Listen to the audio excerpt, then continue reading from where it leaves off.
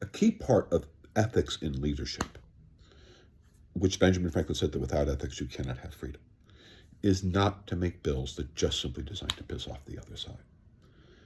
And that's what Trump sold, right? That he was going to get rid of FEMA because there were some fires here in LA, right? Rich people's homes are burning down. And Trump said he's going to get rid of FEMA and try to play the game with FEMA. Okay. Well, rich people have really good insurance. And so a lot of those homes got fixed. There were some lawsuits. People were able to get a lot of repairs. There's still some issues going on over there. But here's the biggest problem. Trump is continuing to deny FEMA, particularly like even as late as North Carolina. We have we're getting, what, nearly 30 Americans dead from the tornadoes that ripped through the heartland of this country. You know, Arkansas, Missouri, that region, right? All that kind of like the central portion of the United States, flyover country. And FEMA is really not being ready, and nor is the Weather Service. I've tried to say this before. FEMA is really more for Gulf states and for this, and for kind of like, the tornado country. You want to know why? Because earthquakes like here in California, yeah, they happen. But fault lines only behave certain ways when they shake, and you can retrofit buildings to resist pretty high-level earthquakes because you know how the earth is going to shake, because we've learned over hundreds and thousands of years that earthquakes behave only a certain way based on fault lines, because the earth goes certain ways, and when the fault line goes in a certain way, the earth shakes that way, so that means you can retrofit the building to be able to survive the earthquake. That California lost $33 million to retrofit over 1,000 buildings. That's nothing. California will find a way to deal with that. Yeah, of course. I mean, first we're going to sue to get the $33 million, but here's what's going to be happening in about 3 weeks. Hurricane season.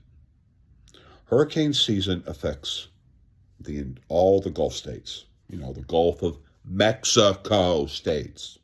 Or America, whatever the hell you want to call it. I don't give a shit.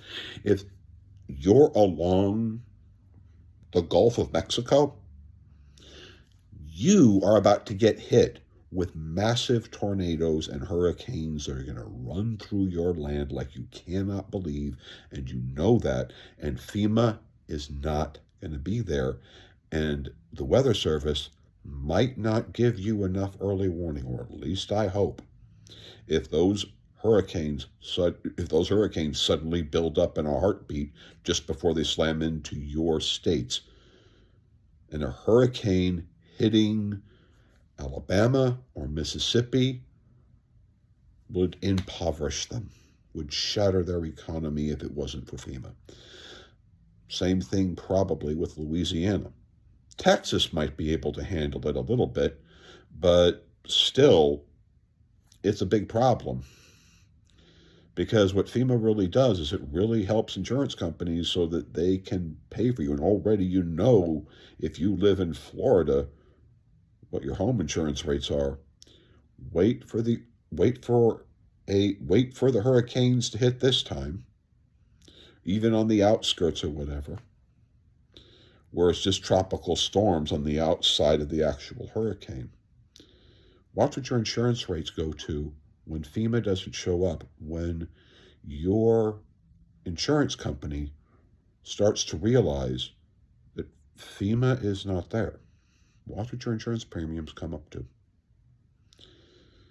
So here in California, yeah, we have fires, but we're dealing with them. We're trying to put all of our power lines underground. But the problem about hurricanes is basic. Hurricanes, it's not the water. The water's a little bit of damage. Yeah, the flooding's an issue, but it's really the wind. Because that wind hits your area at 50, 60, 80 miles an hour winds. They're slamming into your buildings. They're throwing cars around. They're picking up signposts that you see anywhere, or anything that even remotely looks like a shade structure, just going to be picked up and thrown.